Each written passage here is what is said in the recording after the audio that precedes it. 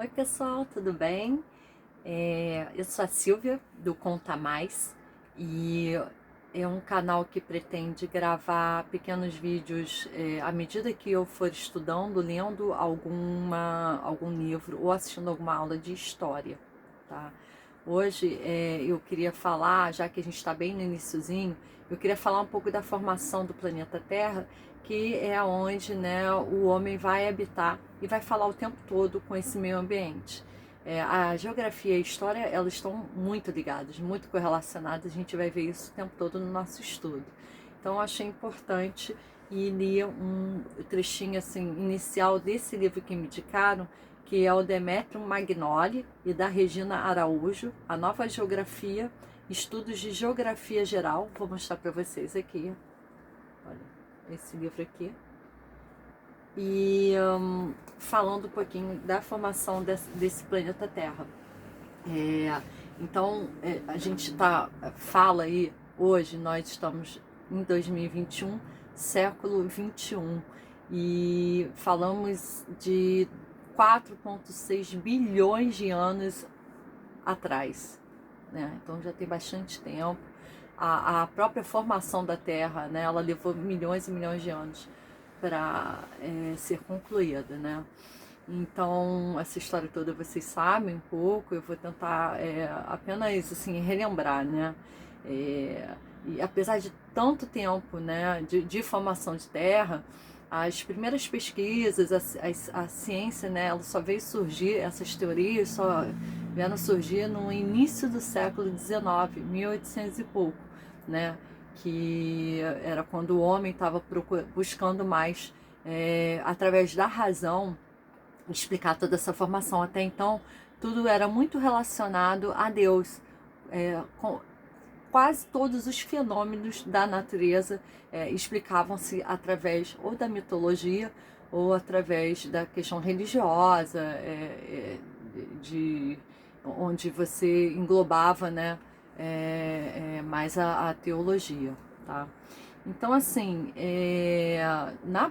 na primeira teoria que a gente tem de formação de terra, a gente tem assim, um conceito de uma massa quente, né, de várias partículas que se colidem, se chocam, e essa massa quente, ela vai, com o tempo aí que a gente usa são milhões de anos, ela com o tempo, ela vai se resfriando e se solidificando, tá, até formar o planeta Terra. Depois a gente tem uma segunda teoria, que é a mais recente e a mais aceita, que nós temos o universo sem planeta nenhum, e esse universo, ele é formado de uma poeira cósmica. Poeira cósmica. E aí você começa a ter cada vez mais o aumento de uma força gravitacional. Essa força gravitacional vai atrair cada vez mais essas partículas. A atração entre essas partículas vai gerando choque, vai gerando a colisão, vai gerando liberação de energia, de calor. E aí você tem várias reações, né, inclusive químicas, e vai ter formação de líquidos e gases se misturando ali durante milhares e milhares de anos, até ter a solidificação, né, dessa crosta terrestre, do planeta Terra que a gente conhece na sua forma hoje em dia, né? Eu até estou com um globo terrestre aqui na minha mão, que às vezes eu utilizo, e estamos falando desse habitat. Quando a gente tem essa formação da Terra, né, a gente vai ter um núcleo, né, bem no interior do globo terrestre, extremamente quente. E mais ou menos do interior para o meio, antes de chegarmos à superfície, nós temos uma coisa que a gente chama de manto, que é mais ou menos pastosa, um pouco menos quente, ainda muito quente, mas um pouco menos quente do que no interior da Terra, tá? E o resfriamento se dá mais nessa camada superficial aqui da Terra. Quando a gente tem a formação do planeta, a gente não tem a separação desses continentes. A gente tem um único continente, todo junto aqui, nessa teoria, que é o Pangeia, né? Então, é um bloco terrestre, né? De crosta aqui, único, e em volta dele tem o mar, né, inicial, tá? Na formação dessa, lembra que eu falei da colisão dessas partículas e cada vez mais a força gravitacional aumentando. Com o aumento dessa força gravitacional, a gente consegue, pela, né, primeira vez, um pouco antes da formação mesmo da Terra, prender esses gases aqui nessa atmosfera. Gerando uma atmosfera é a única forma que a gente vai ter de começar a criar espécies, né, celulares aqui, né, no planeta Terra, tá? Então assim a gente começa a ter essas espécies celulares ocorrendo principalmente nos mares, né, nos oceanos, tá? E aí você vai ter toda a evolução celular e até chegar à espécie humana, que aí eu também não vou entrar nesse detalhe. Então eu estava falando desse único continente, imagina que isso não é separado, é um único continente, tá? E lembra que eu falei que o interior da Terra é extremamente quente e você tem um manto aqui no meio entre o núcleo dentro da Terra, desse globo, e o manto pastoso? Pois bem, essa crosta, ela fica mais ou menos, ela vai para dentro, ela fica mais ou menos ali, meio que flutuando nesse manto, tá? Então, como ele está em constante movimento, né, quente, nós temos diversos fatores ali, né, que levam a essas placas, bem ou mal, mesmo juntas, umas se chocarem com as outras, vai acontecer o quê? Vai acontecer a ruptura, tá? Bom,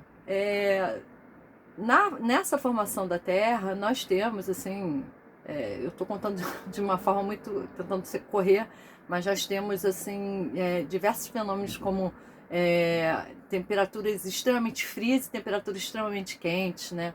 Vão ser responsáveis, assim, principalmente os vulcões, vão ser responsáveis por formações rochosas de montanhas desse planeta, tá? A gente estava falando de um interior quente, os vulcões, eles propiciam que essa temperatura extremamente elevada dentro da Terra venha para fora, né? E gere um certo equilíbrio, tá?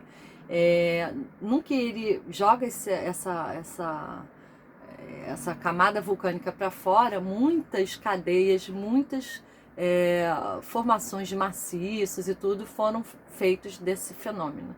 E também pelo movimento dessas placas continentais, umas dando choque com as outras, tivemos até grandes desdobramentos de montanhas, cadeias de montanhas. É difícil imaginar isso, né?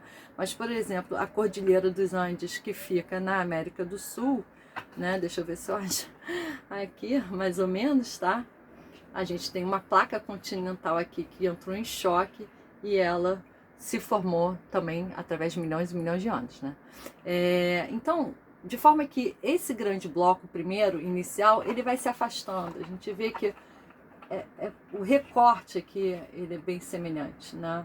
E fala assim, então é pelo recorte que a gente sabe que houve essa separação? Não.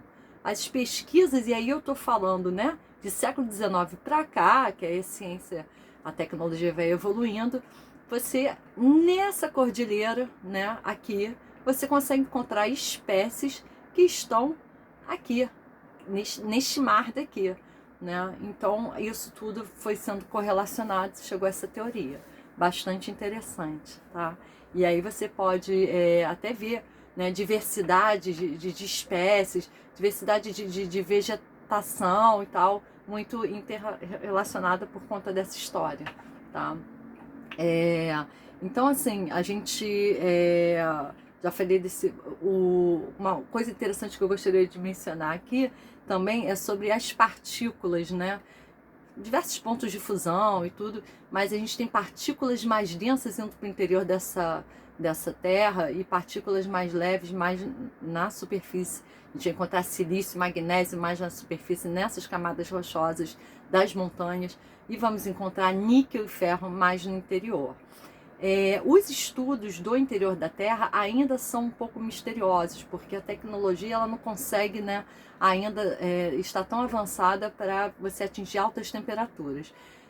Esse manto a gente conhece mais ou menos por conta dos vulcões expelirem muito material, porque aí a gente tem um material aí que a gente está falando de 30 quilômetros da crosta terrestre para a superfície, para dentro do interior, né? E a gente consegue ter esse estudo. E a perfuração de poços de petróleo, ele atinge apenas 7 quilômetros para dentro da Terra, o que é pouco, tá? Mas aí, assim, a gente ainda consegue também ter estudos através disso, tá? Já a crosta a gente sabe muito mais porque tem, né, as sondas, tem os satélites que conseguem fazer o estudo e o apanhado dessa crosta. Então, dessa forma, a gente formou aí o Habitat, que vai chegar esse homem primitivo, que a gente vai contar um pouco mais sobre ele no próximo vídeo.